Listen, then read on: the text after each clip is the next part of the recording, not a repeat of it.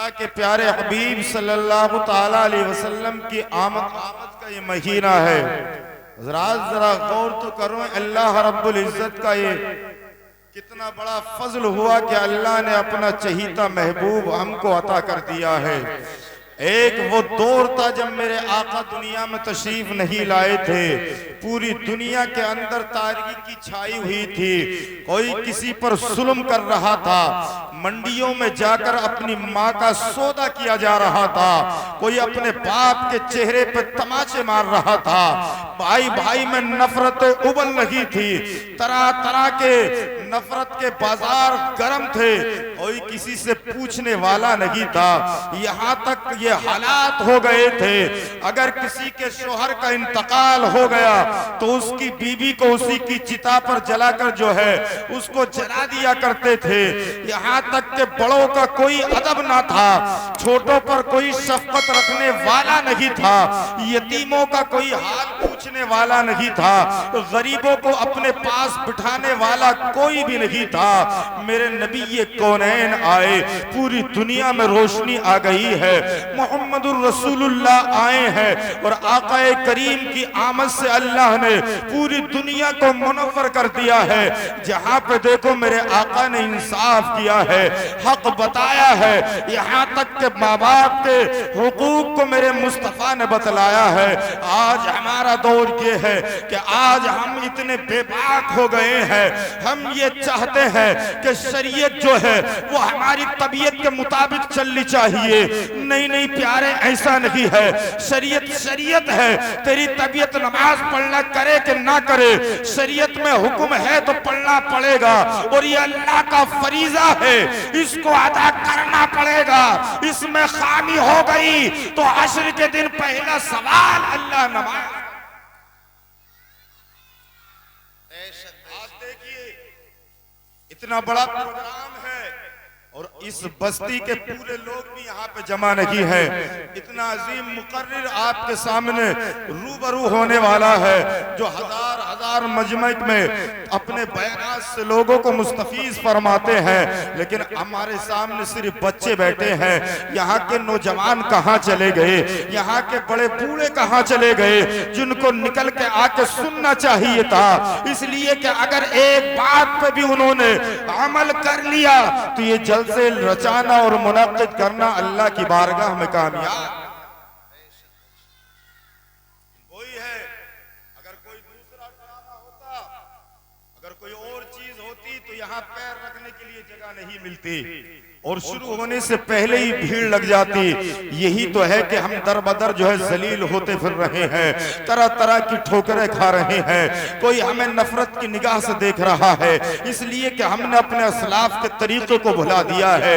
जो दीन मुस्तफा लेकर आए थे उसकी खूबियों को हम जानने की कोशिश भी नहीं करते हैं, उसके अंदर कितने फवाइद हैं उन पर हम अमल भी नहीं करते हैं।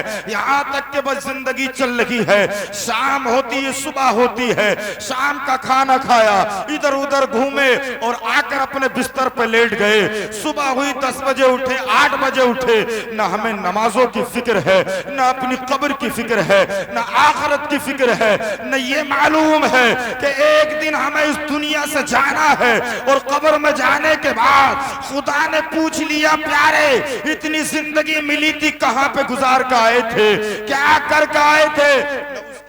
पास कोई तैयारियां हैं ना हमने कोई तैयारियां की हैं। आइए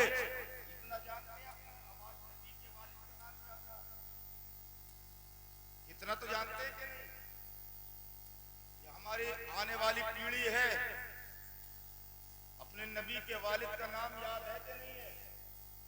बोलो क्या है दादा का?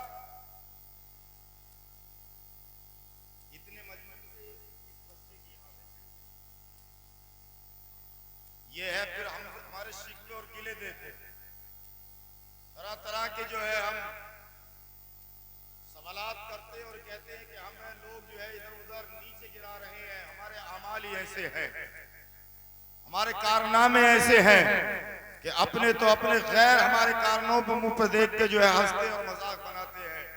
इस चीज का नाम मुसलमान थोड़ी है। आओ मेरे आका के वालिद की थोड़ी सी हिस्ट्री मैं आपके सामने रखूं। मेरे मुस्तफ़ा जाने रहमत के वालिद का नाम हजरत अब्दुल्ला है, आपके दादा का नाम अब्दुल मुत्तलिब है, आपकी वालिदा का नाम हजरत आमना है। मेरे आकाए करीम दुनिया में तशरीफ नहीं लाए हैं। आपके वालिद का थोड़ा देखिए, किरदार देखिए, अखलाक देखिए। आप बकरियां चराने के लिए गए हैं, मक्का के पहाड़ों पे जाने के बाद मुस्तफ़ा के वालिद मोहतरम अपने बकरियों को चरा रहे हैं, और जाने के बाद यहाँ के लोग जो थे, जो नबी ये कायनात और तरह तरह के इस्लाम से मुखालिफत करते थे, अभी मेरे आका दुनिया में भी नहीं आए हैं, लेकिन उन्होंने एक प्लान की बनाया, और प्लान उनका ये था कि 1000 लोग जमा हुए, और जमा होने के बाद हाथ में तलवारें ली, और तलवार लेकर ये कहने लगे कि अब्दुल्ला जो है बकरियों को चराने के लिए गए हैं, चलो चल के उनको खत्म कर देते हैं, उनको कत्ल कर देते हैं, उनकी गर्दन तन से जुदा कर देते हैं, इसलिए कि जब वो ही नहीं रहेंगे तो जो आखिरी नबी आने वाले हैं वो भी नहीं आएंगे, और नया दीन की जो शुरुआत होने वाली है वो भी नहीं होगी। अल्लाहु अकबर। वो क्या जाने कि अल्लाह जिसको चाहता है बाकी रखता है, जिसको चाहता है मिटा देता है। कुरान इरशाद फरमाता है, यमहुल्लाहु मा यशाउ व युथबितु इंदहु उम्मुल किताब। अल्लाह जिसे चाहता है मिटा दिया करता है, और जिसे चाहता है बाकी रखता है। सुभान अल्लाह। तो ये सारे लोग 1000 का मजमा हाथों में तलवार लेके हजरत अब्दुल्ला के कत्ल का मंसूबा बना के गए।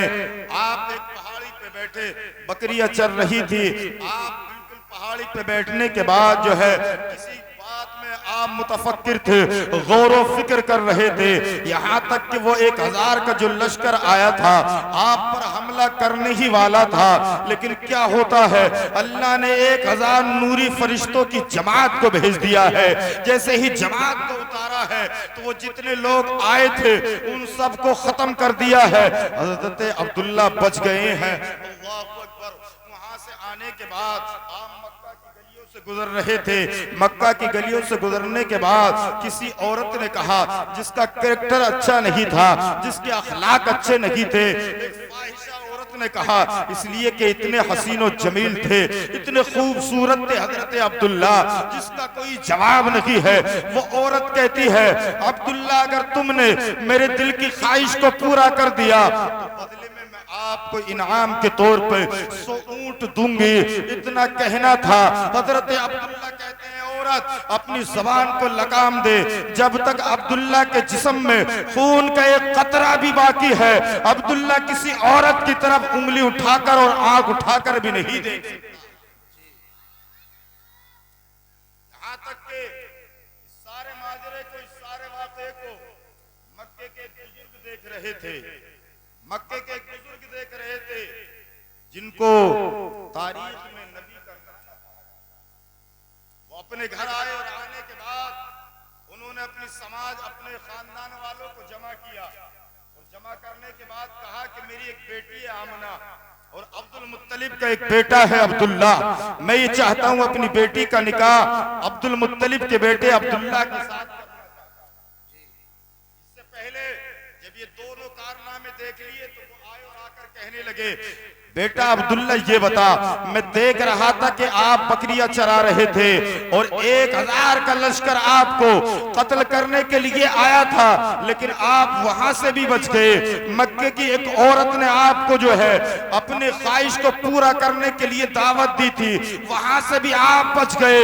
इसमें क्या कमाल है आपका, कौन सी खूबी है? अब्दुल्ला कहने लगे, बाबा जान, इसके मेरे अंदर कोई कमाल नहीं है, बल्कि कमाल तो उस नूरे मोहम्मदी का है जो अल्लाह ने मेरी पुष्प में रख दिया है, इसलिए अल्लाह मुझे हर जगह से बचा लिया। सुभान अल्लाह, सुभान अल्लाह।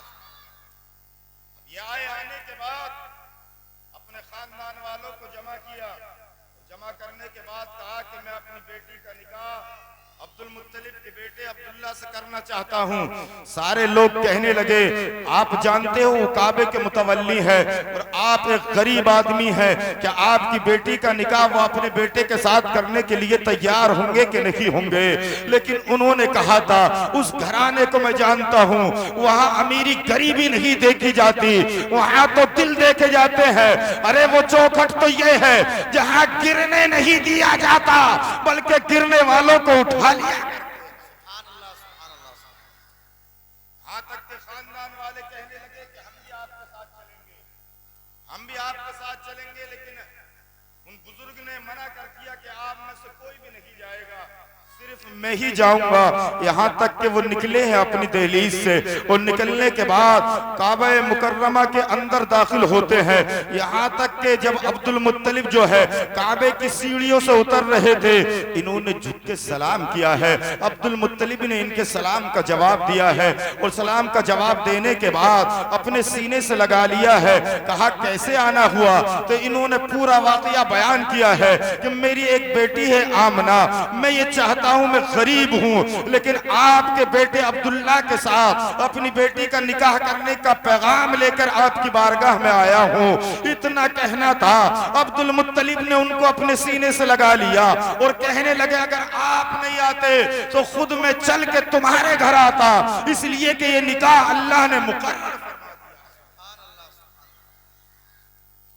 दिया। आज हमारे यहाँ भी शादी ब्याह होते हैं, लेकिन क्या देखा जाता है कि दहेज में क्या मिलेगा? ये देगा क्या? वो बेटियां जिनको ससुराल में जिंदगी काटनी चाहिए थी, वो पूरी जिंदगी अपने बाप की गुर्बत का, अपने बाप की दहलीज पर रोना रोती हैं कि काश हमारे बाप के पास भी दौलत होती तो हमारा बाप भी जो है एक दामाद खरीद सकता था। अरे कौमे मुस्लिम, तुम दुनिया में ससुराल पे बिकने के लिए नहीं आए हो, तुम नबी के उम्मती हो। तुम तो लोगों को नबी का दीन फैलाने के लिए और दीन में मदद करने के लिए अल्लाह ने तुम्हें दुनिया में।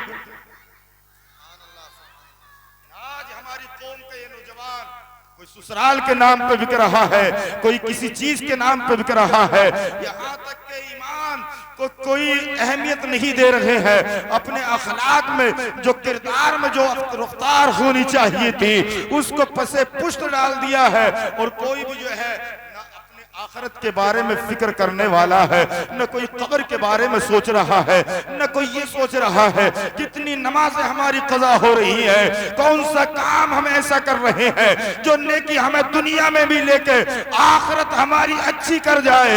बल्कि हम दुनिया में लगे हैं चारों तरफ से माल को समेट लिया जाए, चाहे हलाल हो चाहे हराम हो, चाहे दोनों में मिलावट हो, न हलाल की तमीज कर रहे हैं न हराम की तमीज कर रहे हैं। इतना गुम हो गए हैं। हमारी शादियां क्या है कि खड़े हो के खाना है, एक शान दिखा रहे हैं। प्यारे किसको ये शान दिखा रहा है? एक वक्त वो भी आएगा कि तू याद तो कर कि तेरे ऊपर जो है मौत का फरिश्ता अपना पंजा डालेगा, तेरा गुरूर खत्म हो जाएगा, तेरा तकब्बुर खत्म हो जाएगा, तेरी दौलत तेरे काम ना आएगी, तेरा खानदान तेरे काम ना आएगा। अभी अल्लाह ने सांसें दी हैं, इन सांसों में रब को राजी कर ले मोहम्मदुर रसूलुल्लाह। हमने सब कुछ भुला दिया है, हमें अपनी आखिरत की कोई फिक्र नहीं है। ये जलसे कोई मजा लेने के लिए थोड़ी ना होते हैं। इनसे कुछ सीखा करो, इनसे कुछ सीखा करो कि क्या बता रहे हैं। देख लो इतना बड़ा कितनी मेहनत की है जिन्होंने ये सजाया है, लेकिन चंद आदमी यहाँ पर बैठे हैं। मैं अर्ज कर रहा था कि मुख्तसर ये कि नबी का निकाह हजरत आमना के साथ हो गया, नबी के वालिद का निकाह हजरत आमना के साथ हो गया, आपकी वालदा के साथ हो गया। और होने के बाद जैसे कि बेटी ससुराल में आती है, इसी तरह नबी की अम्मी हजरत अब्दुल्ला के घर पे आई और आने के बाद चंद रोज रुकी और रुकने के बाद फिर अपने वालिद मोहतरम के घर पे जाती हैं और जाने के बाद अपने वालिद मोहतरम के सीने से चिमट जाती हैं और चिमटने के बाद जो है ये क्या पूछते हैं बेटी मैं क्या देख रहा हूँ कि आपके चेहरे पे खौफो हिरास के असरात जाहिर हो रहे हैं, कुछ परेशान सी आप नजर आ रही हो, क्या मामला है? तो हजरत आमना से कहते हैं क्या वो घराना अच्छा नहीं है? क्या उन्होंने खाने के लिए नहीं दिया है? क्या पीने के लिए नहीं दिया है? क्या उन्होंने तुझे सताया है? क्या उन्होंने डांटा है? क्या परेशान नजर आ रही है? हजरत आमना अपने बाप से कहती हैं अब्बा जान ऐसी कोई बात नहीं है, वो घराना तो आली घराना है, वहाँ इज्जत भी दी जाती है, वहाँ इज्जत भी मिला करती है, वो बहुत बड़ा घराना है। मेरी परेशानी आप पूछते हैं तो परेशान मैं इसलिए हो रही हूँ, मैंने आज तक ऐसे कारनामे अपने वजूद से निकलते हुए नहीं देखे हैं। जैसे ही मैं अब्दुल्ला के घर से निकली हूँ जमीन के जर्रात ने मेरे कदमों का बोसा लिया है, आसमान के सितारे झुक के सलामी पेश कर रहे हैं, दरख्तों ने सलामी पेश की है, यहाँ तक के पहाड़ उठ उठ के मुझे सलामियां पेश कर रहे हैं, सारे जानवर जिस रास्ते से मैं गुजर रही थी वो सलामी पेश कर रहे हैं। इतना सुनना था, नबी के जो रिश्ते में नाना लगते हैं उन्होंने अपनी बेटी की पेशानी को बोसा दिया और कहा बेटी जानती हो जिस लालच में मैंने तुम्हारा निकाह अब्दुल मुत्तलिब के बेटे अब्दुल्ला से किया है, अल्लाह ने वो नूर उनकी पुश से निकाल कर तेरे शिकम पाक में मुंतकिल कर। उसी की बरकतें हैं जो जमीन के जर्रात तेरे कदमों का बोसा ले रहे हैं, आसमान के सितारे तुझे झुक के सलामी पेश कर रहे हैं, सारे दरख्त तुझे जो सलामी पेश कर रहे हैं, इसलिए कि वो नूर मुंतकिल हो गए अब तेरे शिकम पाक में आ गया है। अल्लाहु अकबर। नबी कौनैन सल्लल्लाहु ताला अलैहि वसल्लम अपनी वालिदा मोहतरमा के शिकम पाक में आ जाते हैं और बयान करती हैं वो घड़ियां भी आई है कि नबी कौनैन जब दुनिया में तशरीफ लाए मेरे आका, तो हजरत आमना बयान करती हैं मैंने अपने एक नूर देखा और उस नूर में मैंने जो है बहुत कुछ देख लिया और मैंने यहाँ तक कि एक आवाज सुनी, वो आवाज ये थी मशारिक़ल अर्द व मगारिबिहा, ये जो पैदा हुआ है इनको मशरिक़ व मगरिब की सैर कराओ। और यहाँ तक के एक रेशमी लिबास में खुद बयान करती है जब मेरा बेटा मोहम्मद दुनिया में आए तो मैंने क्या देखा, मकहूलन मदहूनन मगसूलन मख्तूनन मुताहरन कान साजिदा। दुनिया में बच्चे पैदा होते हैं लेकिन मेरे नबी जब दुनिया में आए हैं आंखों में सुरमा लगा हुआ है, नाफ कटी हुई है, आंखों बालों में कंघी किए हुए हैं, पाक साफ है। मुस्तफा जब दुनिया में आए काना साजिदा, आके ही नबी कौनैन ने अपने सर को सजदे में रख दिया। आका दुनिया में आए और आने के बाद ही नबी कौनैन ने अपने सर अक़दस को जो है सजदे में रखा है। यहाँ तक के अल्लाह के प्यारे हबीब ने जब सजदे में सर को रखा तो एक आवाज आई और अल्लाह की तरफ से वो आवाज थी कि ऐ फरिश्तों गवाह हो जाओ, मेरे महबूब की पेशानी जमीन से टकरा गई है। मैंने अपने महबूब की उम्मत को ये तोहफा दिया है कि वो रूए जमीन पे जहां भी चाहे अपनी इबादत की इबादत गाह बना ले, मस्जिदें बना ले, इसलिए कि पेशानी मेरे महबूब की जमीन से टच। सुभानअल्लाह सुभानअल्लाह माशाअल्लाह। वक्त बहुत कम है, मेरे बाद भी आपको एक बेहतरीन खिताब मुफ्ती हारिस साहब की शक्ल में सुनना है। खुदा की बारगाह में दुआ है मौला जो भी कहने सुनने में गलत वाक़ई माफ फरमाए और सभी हजरात पढ़ लीजिए मेरे साथ कलमा तैयबा ला इलाहा इल्लल्लाहु मुहम्मदुर रसूलुल्लाह सल्लल्लाहु ताला अलैहि वसल्लम।